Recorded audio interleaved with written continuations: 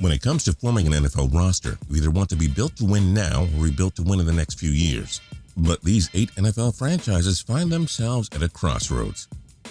And a big shout out to Michael for suggesting this video list. We hope you enjoy it, and feel free to do the same in the comments section by making your own suggestions. You never know, we might use one and give you a shout out.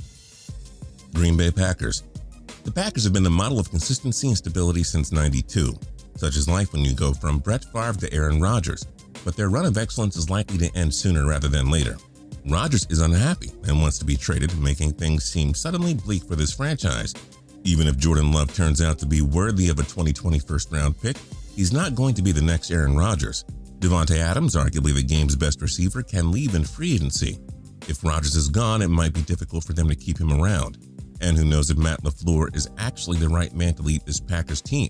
He has taken them to 2 straight conference championships, but he has also cost them in their latest trip with some very questionable play calling, specifically his decision to kick a field goal instead of going for the game-tying touchdown late in the contest. On the defensive side of things, Jaire Alexander may be one of the game's most dynamic corners, but the rest of this unit always seems to implode in the postseason. If Rodgers was fully committed to Green Bay long-term, the franchise wouldn't be on this list. But losing the 3-time MVP will set this organization back. Pittsburgh Steelers. The Steelers haven't had a losing season since 2003, the year before Ben Roethlisberger's era began. That's the best active streak in the NFL.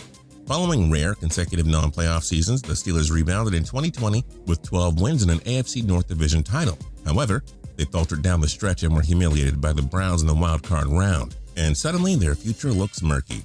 The O-line, which was one of this team's biggest strengths for many years, lost Alejandro Villanueva, Marquise Pouncey, and David DeCastro. And after seeing what Big Ben had to offer last season, it's hard to envision him lasting beyond the 2021 campaign. We've seen Mason Rudolph and Devlin Hodges play. Neither is as good as Ben. The Steelers picked up 2019 first-round pick Dwayne Haskins, but if he's not Ben's successor, then the franchise will be back at square one at the game's most important decision. The Steelers' difficult cap situation means that they'll lose some core players in 2022 free agency as well.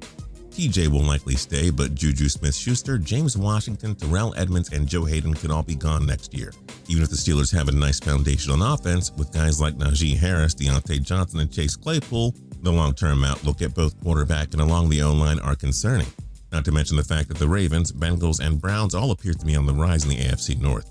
Add it all up, and it's safe to say that the Steelers will need to begin an overhaul in the near future. Cincinnati Bengals.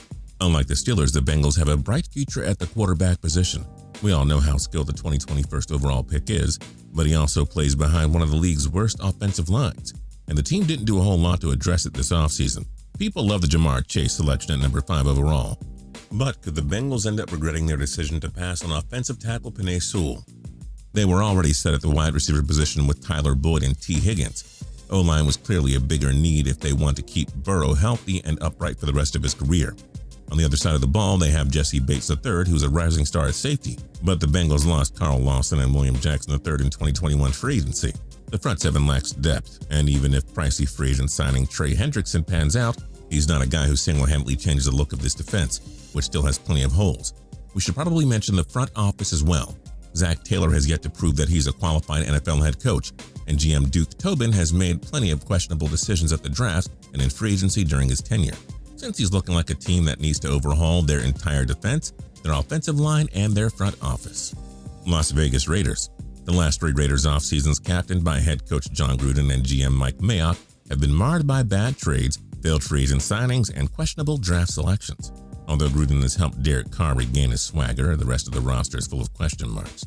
This offseason, the Raiders broke up an elite O-line by trading away Gabe Jackson, Trent Brown, and Rodney Hudson. Even if rookie Alex Leatherwood, who was a giant reach by the way at number 17 overall, pans out, he's not going to make up for the losses of those 3 veterans.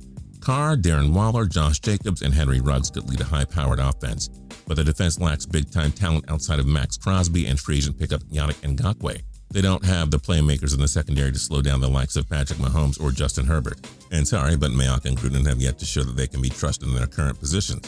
Their drafting alone should have had them on the hot seat, as Damon Arnett, Clelin Ferrell, and Jonathan Abram have been major disappointments thus far. The sad part is that, while the Raiders likely won't be contending for any Super Bowls in the near future, their offense is still probably good enough to win 7 to 9 games and keep them from drafting in the top 10. It may be time for Mark Davis to press the reset button by firing his head coach and GM and moving on from his underachieving quarterback. Atlanta Falcons.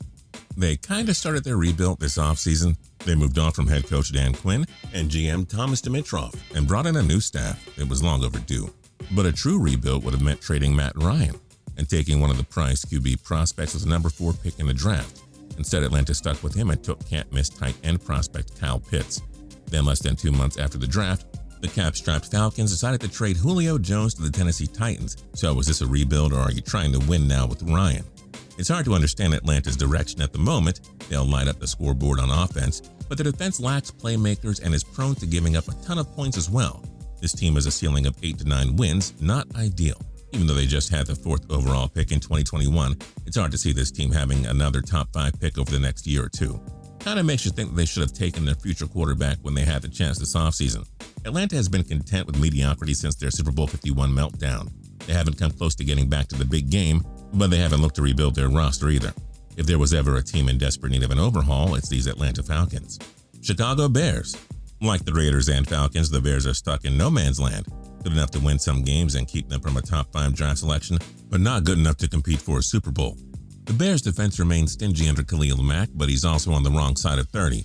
His years of domination may be numbered, and on the offensive side of the ball, Allen Robinson will play on the franchise tag in 2021, but he may not be around much longer after that. The Bears did make the right call by moving on from Mitch Trubisky and drafting Justin Fields with the 11th overall pick this offseason. But Fields is just one piece. He should give the Bears some long-term stability at quarterback, but besides him, Eddie Jackson and Roquan Smith, there just aren't enough young superstars on their roster to help this team compete over the long run. Head coach Matt Nagy and GM Ryan Pace haven't been afraid to make moves, but their time could be running out as well. This team is stuck between a rock and a hard place. They probably think that they are good enough to win now, but the fact of the matter is they're not.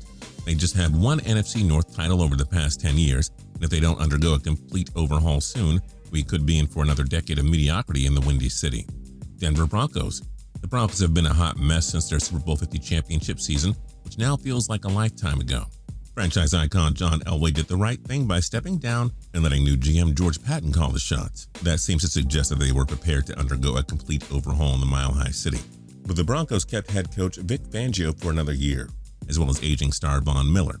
This franchise won't commit to a true rebuild, but they also don't appear to be anywhere close to Super Bowl contention. Unlike some of the other teams on this list, however, the Broncos actually do have a ton of intriguing young pieces to build around.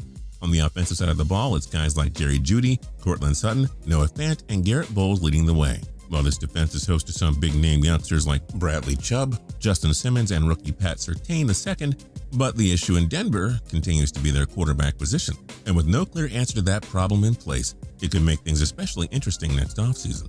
That's because the Broncos have a number of notable pending free agents, most notably in Von Miller, Teddy Bridgewater, Kyle Fuller, Melvin Gordon, Kareem Jackson, Bryce Callahan, Cortland Sutton, and Tim Patrick. With all those guys still to sign and no long-term solution in place at quarterback, it could be the perfect time to overhaul their roster because we just don't see this current crop of guys competing with the likes of the Chiefs and Chargers in the AFC West. Minnesota Vikings. Here are the Vikings' total win numbers under Mike Zimmer from 2014 to 20. 7, 11, 8, 13, 8, 10, and 6. Basically, this team is always in the playoff race. But aside from that 2017 squad that reached the NFC Championship game, none of Zimmer's teams have been legitimate Super Bowl contenders. Since his hiring in 2014, this team has just 2 playoff wins. In Kirk Cousins, you have a guy who might steal you a postseason victory, but nothing more. The guy is solid, but he's not the type of guy to lead your team to a Super Bowl. The Vikings are seemingly okay with this, however. They have kept Zimmer and GM Rick Spielman around despite missing the playoffs in 2 of the last 3 years, and they extended Cousins' contract in 2020 despite some very inconsistent play on his end. The Vikings drafted Kellen Mond in round 3, suggesting that they're ready to move on from Cousins if need be. Franchise stars Adam Thielen, Harrison Smith, and Anthony Barr aren't getting any younger. The defense is full of aging and expensive veterans. Good luck rebuilding this unit in short time. See where we're going with this? The Vikings should stop being content with simply staying competitive. If they don't go on a deep run in 2021, it's time to consider going back to the drawing board and starting from scratch. In other words, a complete overhaul. What other NFL teams need an overhaul soon? Let us know your thoughts in the comment section down below. If you're new here and you haven't subscribed yet, now's a great time to do that by hitting the subscribe button down there. If you liked the video, then hit the like button. We'd really appreciate it. And until next time, tune in to TPS every single day for more cool videos. We'll see you.